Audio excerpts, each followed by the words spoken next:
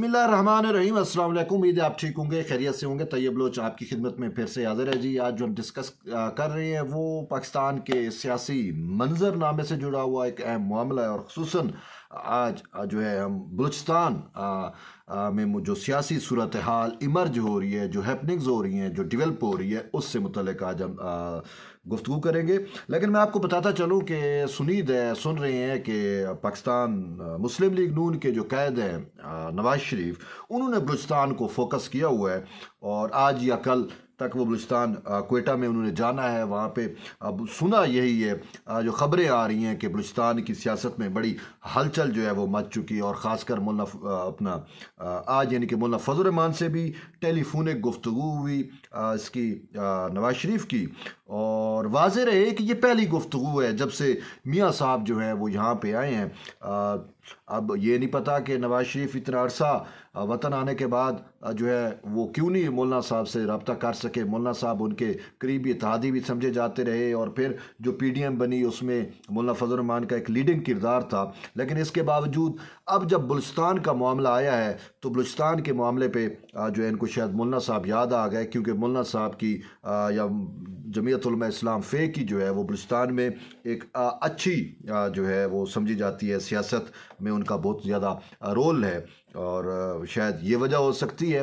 लेकिन इसके साथ साथ अहम चीज़ जो है वो बलूचिस्तान ही है कि बलूचिस्तान में मियाँ साहब जो हैं वो अब ये चाह रहे हैं कि जिस तरीके से मेरी हुकूमत जहाँ से ख़त्म की गई थी, क्योंकि जब बलूचिस्तान में ही सबसे पहले नवाज शरीफ को जो है वो वहाँ पे सबकी का सामना करना पड़ा था।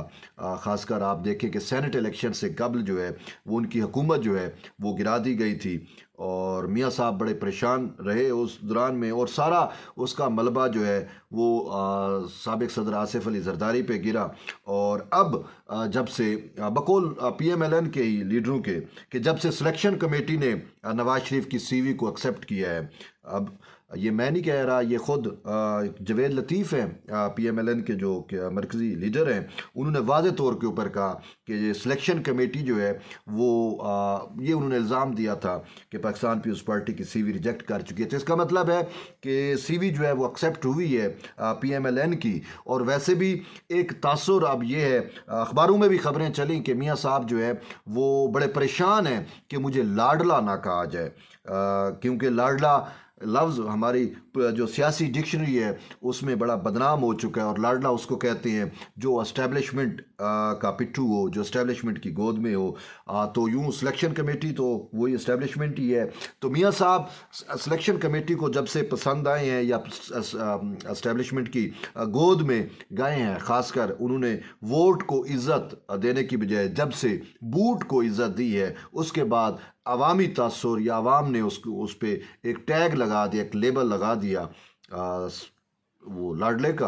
तो अब मियाँ साहब लाडले से परेशान है। लेकिन बकौल लतीफ़ खान खोसा, आज मैंने उनसे ये पूछा तो उन्होंने कहा कि मसला अवाम का नहीं है, मसला ये है कि उन दोनों भाइयों के दरमियान मामला ये है कि शहबाज शरीफ कहता है कि गुज़िश्ता 30 साल से मैं ही लाडला हूँ, तो अब वो नवाज शरीफ कह रहा है लाडला बना, तो इस वजह से वो कह रहा है कि मुझे लाडला ना कहा जाए। तो बहरहाल बात एक हम अगर इसको पॉलिटिकली देखें तो मियाँ साहब ने जो है वो एस्टेब्लिशमेंट से कह के या वो सिलेक्शन कमेटी से कह के एक पूरी अपने हवाले से गेम सिजा रहे हैं, और इस वजह से वो जो पॉलिटिकल दीगर स्टेक होल्डर हैं उनसे लेवल प्लेइंग फील्ड भी जो है वो छीनी जा रही है।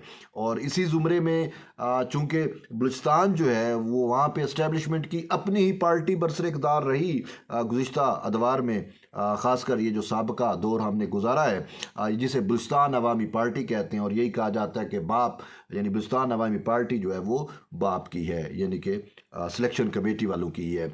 तो वहाँ पे बहुत ज़्यादा वर्क किया जा रहा है नवाज शरीफ के लिए, PMLN के लिए, कि वो वहाँ पे कदम जमा सके। लेकिन अफसोस से कहना पड़ रहा है, और यही हकीकत भी है, कि PMLN का कोई एक भी वहाँ पे करता धरता नहीं है, कोई एक भी, वो जिसे कहते हैं ना PMLN का कोई सूबाई सदर भी हमें नज़र नहीं आता बलूचिस्तान में। तो इसी वजह से वो जो भी जनरल अब्दुल कादिर थे, जहरी सनाउल्लाह जहरी थे, वो सारे पाकिस्तान पीपल्स पार्टी में चले गए। और फिर इससे पहले भी हमने देखा कि बाप में से मुतअद्दिद लोग जो जो हैं वो पाकिस्तान पीपल्स पार्टी को प्यारे हो चुके हैं। अब बच्ची कुची जो बाप है, जाम कमाल फैक्टर जिसे आप कह सकते हैं, अब बाप को अगर हम इसको थोड़ा पोस्टमार्टम करें विद इन बाप को, तो बाप में भी धड़ेबंदी है जो रह गई है बाप। मोस्टली तो जरदारी साहब को प्यारे हो गए, जो रह गई बाप उसमें भी अगर हम देखते हैं तो उसमें धड़ेबंदी बहुत ज़्यादा है। उसमें दो, बल्कि मैं तो 3 ग्रुप काउंट करता हूँ। मीर कदूस बदंजो का वजन दे न दे 2-3 MPA या 2-3 लोग उसके साथ भी तो हैं।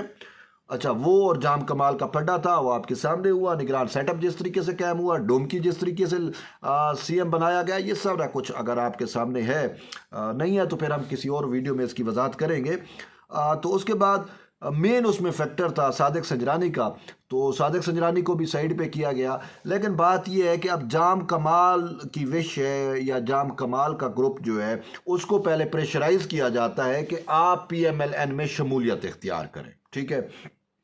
उस पे सरफराज बुगटी साहब जो वजीर दाखिला है निगरान, वो ये कहते हैं कि बाप को हमेशा इस्तेमाल किया गया, अब बाप इस्तेमाल नहीं होगी। सरफराज बुगटी से मुझे ये नज़र आता है कि बाप के अंदर एक रेजिस्टेंस है, एक मुज़ाहमत है। वो ये कहते हैं कि या तो मतलब हम अननेचुरल हमारा जो है जाना होगा, PMLN में हम अपने आप को एडजस्ट नहीं कर सकेंगे। और वैसे भी PMLN के में वो जो अखलाक है, कदर मंजिलत वो नहीं मिलती लीडरों को, हमारे ख़ासकर जो बलोच या सिंधी लीडर हूँ। इस हवाले से नवाब सनाउल्लाह ज़हरी का बयान आपके सामने है, जिसमें उसने कहा था कि PMLN के अंदर भाई मैंने इस वजह से छोड़ा कि हमें इज़्ज़त नहीं दी गई, हमें हमारे कल्चर, हमारी रिवायात के मुताबिक डील नहीं किया जाता। तो वैसे भी एक थोड़ा डिफरेंस होता है जब ये पंजाब के लीडर हैं तो इनकी सोच जब बलूचिस्तान और सिंध से मुतल्लिक हो, तो वो जो सिंधी है या बलोच है वो तो चाहता है कि हमें आप कुछ और दें ना दें, कम से कम जो ड्यू रिस्पेक्ट है वो तो हमें दें। अगर वो नहीं मिलती तो, और PMLN को इसी वजह से मोस्टली लोगों ने छोड़ा भी। सनाउल्लाह ज़हरी ने इसी वजह से छोड़ा, अपना वो जो है अब्दुल कादिर बलोच उन्होंने इसी वजह से छोड़ा। तो बहरहाल अब मियाँ साहब जो है वो पर तोल रहे हैं बलूचिस्तान के लिए, और पर कैसे तोल रहे हैं, एस्टेब्लिशमेंट पे उन्होंने दबाव डाला। तो जैसे मैं बता रहा हूँ कि बाप वालों ने कहा कि हमारी सीट एडजस्टमेंट तो हो सकती है PMLN के साथ, लेकिन हम शमूलियत नहीं कर सकते। तो ये एक बहुत बड़ा ब्लो बैक है PMLN के लिए, और ख़ासकर नवाज शरीफ के लिए। वो जो समझ रहे थे कि मुझे जो है वो मेरा जो अंडे टोकरी है उसमें सारे अंडे एस्टेब्लिशमेंट सजा के रख देगी, और अपने आप को वो किंग पार्टीज समझ रहे हैं कि PMLN अब किंग पार्टी है तो बलूचिस्तान में भी मेरी हुकूमत होगी। लेकिन वहाँ के जो ज़मीनी हक़ाइक़ है वो PMLN के फेवर में नहीं है। तो इसी वजह से अब ये सुनीद आई है कि वहाँ पे सीट एडजस्टमेंट होगी। तो seat adjustment is little bit different, क्योंकि उन्होंने जो इलेक्शन लड़ना है वो अपनी बाप पार्टी से लड़ेंगे। अब वो किसी टाइम भी पार्टी जो है वो अलायंस तोड़ सकती है, और ये हमने देखा माजी में तरीके अदम एतवार जो चीज़ें आई तो अलायंस टूटते हैं।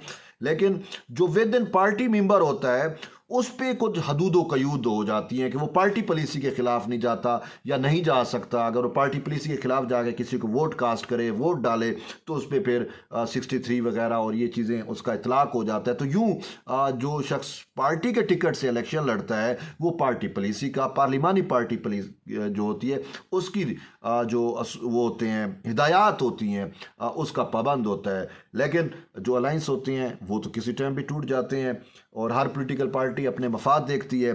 तो यूँ जो दो दोस्त ये एक ववेला बना रहे हैं, एक हवा क्रिएट कर रहे हैं, एक बलून में जो है उसको एक बहुत बड़ा चीज़ें बना के पेश कर रहे हैं कि जी नून लीग जो है वो बलूचिस्तान को भी मस्खर कर लेगी।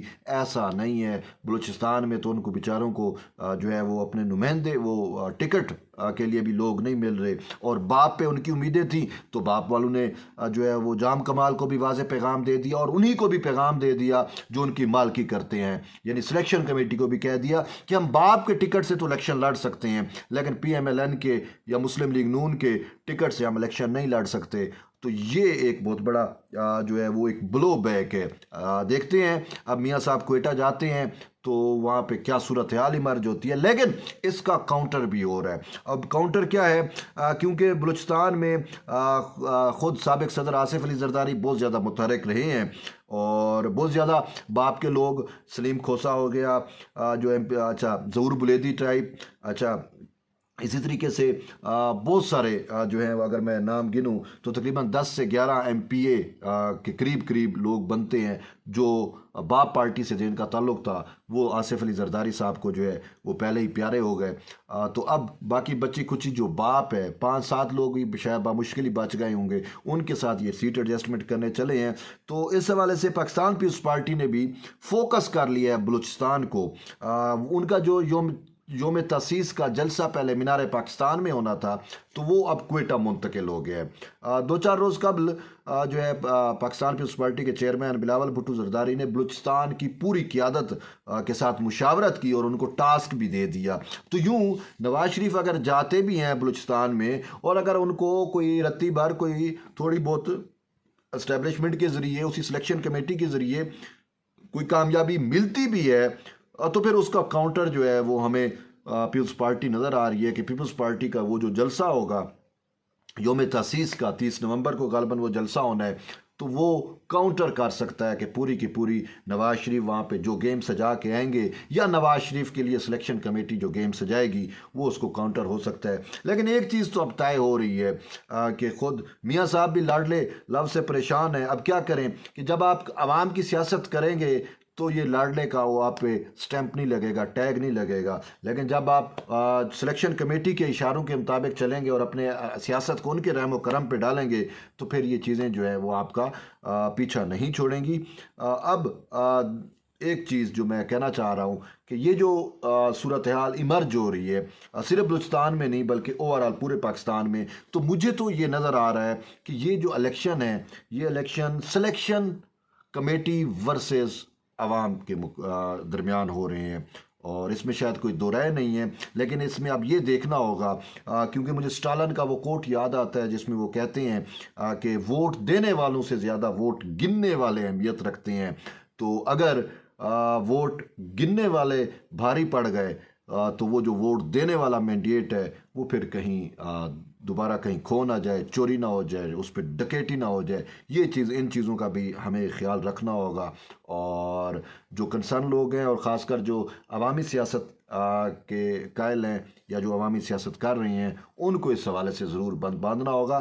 तो बहरहाल देखते हैं कि बलूचिस्तान में सूरत हाल कैसे इमर्ज होती है। उस वक्त तक जुड़े रहिए। तैयब बलोच के साथ मिलते हैं एक नई वीडियो, तब तक इजाज़त दें। अल्लाह हाफ़िज़।